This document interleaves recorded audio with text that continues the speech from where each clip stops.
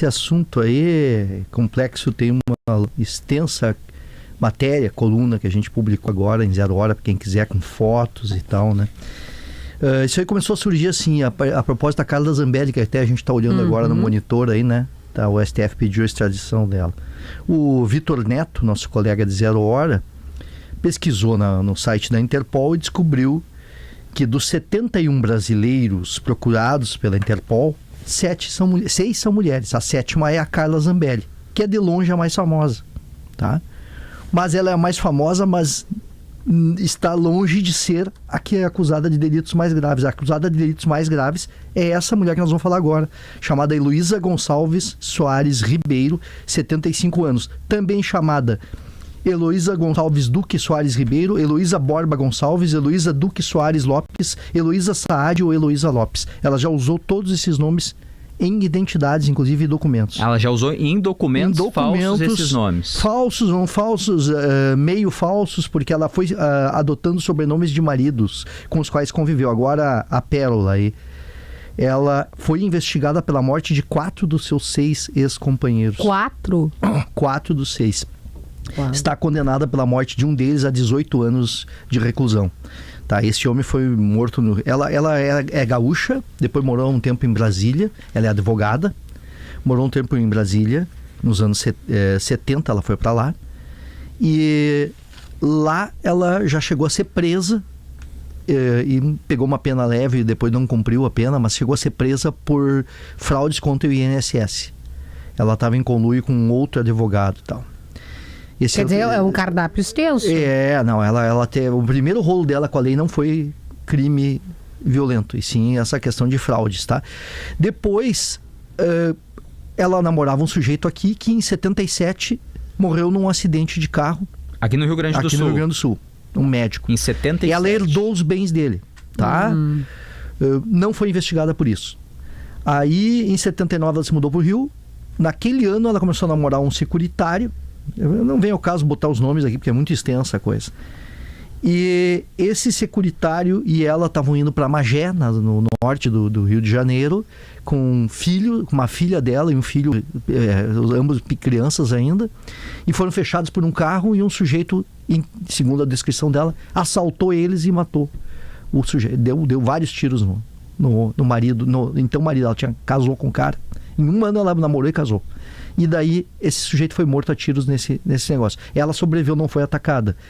Ela foi investigada como possível participante disso aí, mas aí chegaram à conclusão de que existia o tal de assaltante e esse cara acabou morrendo em confronto com a polícia. Nunca revelou, não se elucidou se ela tinha participação ou não. Aí, nos anos 80, lá no Rio de Janeiro, ela casou com um policial militar. Mesmo sem divorciar dele, ela formou uma nova união aí com um coronel do Exército, o Jorge Ribeiro, 54 anos. Aí ela se separou desse Jorge. Esse Jorge tinha, além de ser coronel do Exército, ele tinha alguns negócios de reformas de prédios e tal. Daí, depois dela estar separada desse Jorge, ela se uniu novamente aí a um comerciante de origem síria, um milionário, chamado Nicolau Saad. Depois dessas duas uniões, até por ter essas duas uniões concomitantemente, ela foi condenada por bigamia. Eu não sabia ainda que isso era crime, mas existe. Ela foi condenada por bigamia em 2011, nunca cumpriu essa sentença. E ela adotou os sobrenomes dos dois em documentos diferentes, tá? Depois disso tudo, o Nicolau Saad morreu misteriosamente. Teve uma parada cardíaca aos 71 anos. E ela herdou dele, segundo valores da época, ele era 30 anos mais velho que ela herdou 30 milhões de reais. Que ano foi a morte? Em 1991. Ela ficou com ele de maio de 90 a dezembro de 91. Ela, através de procurações, ela começou a transferir imóveis para o nome dele, tá? Os imóveis dele, né? Acabou condenada por falsidade ideológica em 2007 e nunca cumpriu também. Mas como é que pode? Depois da morte do Saad, esse Jorge Ribeiro, que era o ex-marido dela, é militar, foi morto. Foi amarrado, torturado e morto com marretadas dentro de um escritório. E a última pessoa a ser vista com ele foi ela. Tá? Esse sujeito... Que ano que foi essa do Jorge? Em fevereiro de 92, pouco depois da morte do do milionário. Só Um morreu em 91 e o outro em 92. Dezembro de 91 e fevereiro de 92 morreu o E Jorge. os outros 2 maridos tinham morrido, um em 77 e um em 79. Um acidente de trânsito e outro na viagem. Um era namorado e tal. Depois tu vai ter tem mais maridos ainda. Mas é em pouco tempo, né? Dezembro Relações são 6, né? Relações duradouras são 6. Aí esse de 92, eles, por filmagens e coisas da época, viram que ela estava no escritório e que logo em seguida entrou um sujeito e matou ele a marretadas. O sujeito nunca foi localizado. Ela acabou condenada a 18 anos de prisão. Então a única condenação que ela tem é do caso de 92. Sim, porque as outras prescreveram, as pequenas, as por estelionato e falsidade ideológica e bigamia prescreveram. Mas por homicídio tá valendo. Mas é uma só que ela é condenada por homicídio? Uma só. Daí eu vou te explicar. As demais, ela foi indiciada, foi denunciada, em algumas ela virou ré e o troço não andou no judiciário, curiosamente, tá? Em alguns casos até tem dúvidas dos juízes. Tem casos que não prescreveram ainda, tá? Mas condenação ela só tem essa. Que é de quando essa condenação? 2011. 2011 Mas veja bem, ela foi condenada em 2011 e nunca apareceu no tribunal. Ela foi condenada à revelia. Ela já estava foragida desde 2007. Ela era procurada e não era encontrada, mas ela foi condenada só em 2011. E só aqui eu contei 4. Quantos morreram? Daí, depois do Saad e do Jorge Ribeiro, que morreu, ela ficou suspeita, tá?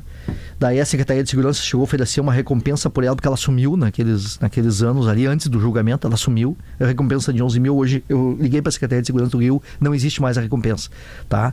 Bom, aí ela casou de novo. Casou de novo, mais uma vez, com um senhor, um comerciante libanês chamado Vaji Elias Murad, de 84 anos. Isso em 93. Um ano depois da morte do Jorge. Um ano depois da morte do último. Ela não tinha sido condenada, mas ela tinha matado, entre aspas. Ela era suspeita e já respondia ao processo. Possivelmente ele não sabia que ela respondia esse processo, casou com ela. E em maio de 93, no início, durou pouca relação, tá? E em maio de 93, 10 meses após a morte do coronel do exército, que era casado com ela, esse Murad foi assassinado com 6 tiros no Recreio dos Bandeirantes. Meu Deus. Estava junto com um amigo chamado Wagner Lane, que foi morto junto com ele também, mais 2 mortes. Daí, inconformado com a morte do Vaji Murad, um filho dele que eu entrevistei esta semana, que se chama Eli Murad, que é um administrador de empresas e atualmente cozinheiro profissional e tal, ele contratou detetives para investigarem a vida da Heloísa. Ele desconfiou das várias mortes. Claro. Contratou. Entre detetives, ele contratou um policial civil, que nas horas vagas fazia serviço, fazia bico para ele. Aí, em outubro de 93, uns meses depois da morte do pai dele, quando ele estava desenterrando o passado cheio de sangue e tiros da Heloísa, foram fechados, o carro deles foi fechado por um carro lá na Barra da Tijuca e metralharam o carro deles.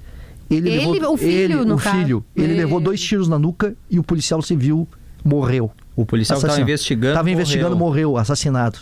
E esse Eli levou 2 tiros na nuca. Ele tem um braço paralisado, hoje eu falei com ele, tem um braço paralisado, fala com alguma dificuldade, mas tá lúcido.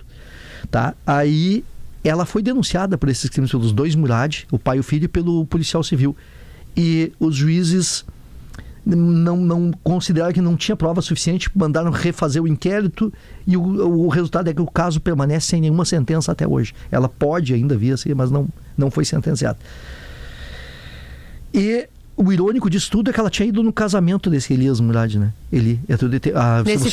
Desse filho. Eu tenho a foto dela no casamento dele, tá publicada na 0 Hora, tá? Aí, de lá pra cá, ela sofreu essa condenação em 2011 e sumiu. O Eli, no rastreamento, e a Interpol descobriram que ela está vivendo nos Estados Unidos. Ela tem filhos lá. E eu confirmei com a Interpol. Tem uma nova relação lá nos Estados Unidos. Isso, fica casada de novo lá. Eu não vou botar o nome do cara, porque do sujeito nós temos o nome ali. Ela está casada e a Interpol me confirmou ontem. Eu recebi da Interpol a confirmação de que ela tem até atuação em ramo empresarial, é naturalizada americana e por isso tem uma dificuldade. Existe um pedido. Mas então ela foi localizada. Foi localizada, ela mora na Flórida.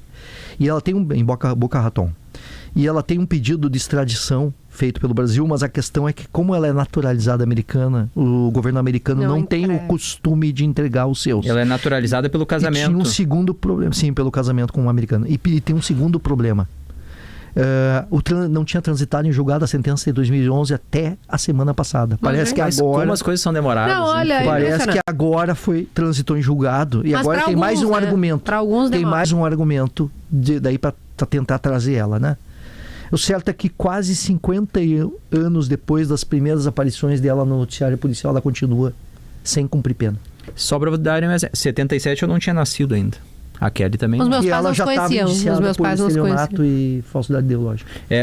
Pelos golpes da Previdência. Ou seja, ela começa lesando todos nós. Isso. E depois, curiosamente, os documentos dela, ela assina de várias formas. Então, ou seja, ela tem um tino para isso também. E ela deve ter enraizado para sempre ter uma proteção contra ela, né? E conseguir essas ramificações. Pelo amor de Deus. É impressionante. É uma das histórias mais incríveis que eu já vi em toda a minha vida. Porque assim, as mortes que eu contei aqui, uma em 77 do acidente de trânsito, uma 79, o cara que já estava no Rio de Janeiro, o cara foi morto na emboscada. Isso. Daí teve a morte de 91, a morte de 92 e a morte de 93. E daí na investigação, a morte de 93, já tem 5. E depois na investigação ainda a morte do policial. Do policial civil. Daí exatamente. Relacionado também uma sexta morte mais o ferido. Morte. Isso aí.